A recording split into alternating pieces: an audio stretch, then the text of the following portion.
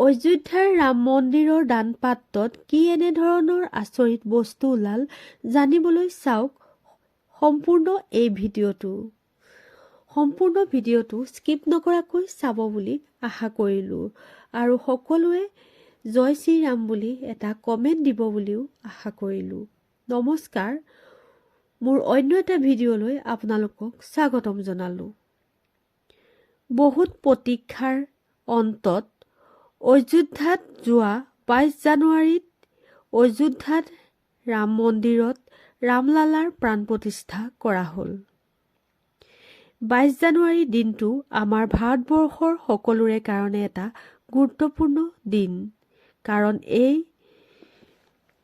দিনটো আছিল 500 বছৰৰ প্ৰতীক্ষাৰ ফল। আৰু ৰামলালাৰ প্ৰাণ প্ৰতিষ্ঠা হোৱা দিনৰ পৰাই দৈনিক লাখ লাখ ভক্তৰ সমাগম ঘটিছে অযোধ্যাৰ ৰাম মন্দিৰলৈ।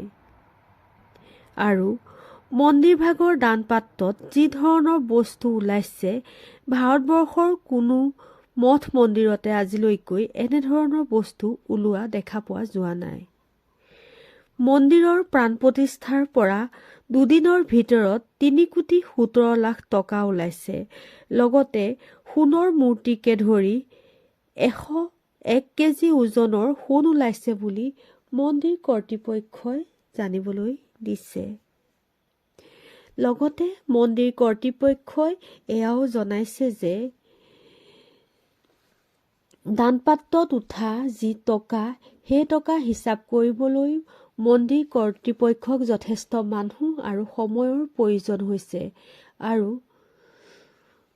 টকা হিচাপ কৰিবলৈ ব্যৱহাৰ কৰা মেচিনো বিকল হৈ পৰিছে আৰু টকা হিচাপ কৰি মন্দিৰ কৰ্তৃপক্ষৰ কৰ্মচাৰীসকল ভাগৰি পৰিছে আৰু মন্দিৰলৈ যথেষ্ট সংখ্যক লোকেও দান বৰঙণি পঠাইছে বুলি তেখেতসকলে জানিবলৈ দিছে। যি দান বৰঙণি সেয়া অকল টকা পইচা বা সোণ ৰূপেই নহয়, খাদ্যবস্তু মন্দিৰলৈ পঠাইছে আৰু সেই খাদ্যবস্তু মন্দিৰলৈ যিমানখিনি পঠাইছে সিমানখিনি খাদ্যবস্তু থোৱাৰ কাৰণে পৰ্যাপ্ত পৰিমাণে ঠাইৰো অভাৱ হৈ পৰিছে বুলি মন্দিৰ কৰ্তৃপক্ষই জানিবলৈ দিছে।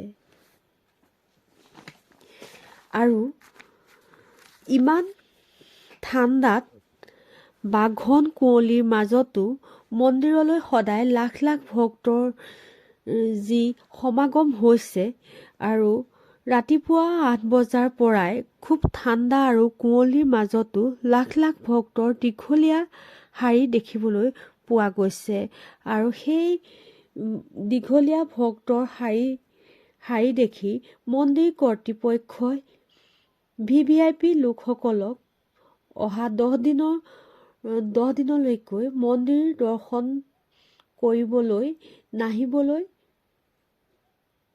জনাইছে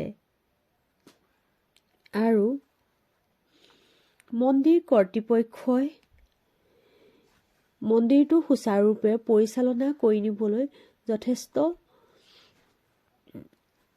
আশাবাদী বুলি তেখেতসকলে জানিবলৈ দিছে আৰু সকলো ভক্তই এবাৰ ৰামলালাৰ দৰ্শন কৰিবলৈ দূৰ দূৰণিৰ পৰা গৈ অযোধ্যাত ভিৰ কৰিছে।